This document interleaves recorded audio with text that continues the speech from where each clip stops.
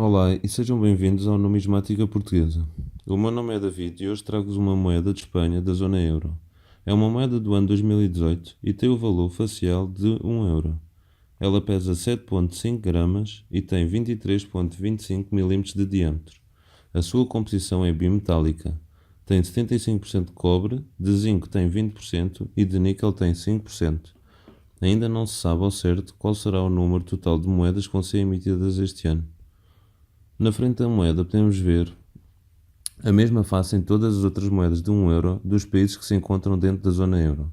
Vemos o número 1, referente ao seu valor facial, e ao lado o mapa da União Europeia e dos seus Estados-membros. Vemos também as 12 estrelas da União Europeia ligadas por linhas na vertical.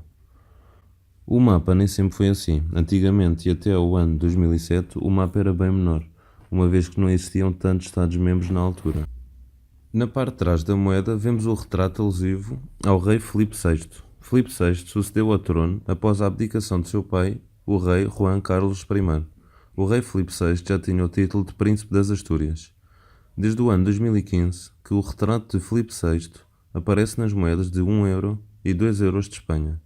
Podemos observar a marca da Casa da Moeda Espanhola, assim como o nome do país Espanha e o ano 2018. À volta temos as 12 estrelas alusivas à União Europeia. A moeda de 1 euro em Espanha foi emitida em todos os anos desde a entrada do país na zona euro, no ano 1999. Obrigado a todos e espero que tenham gostado. Deixem abaixo os vossos comentários. Já sabem, façam like e subscrevam. Até à próxima.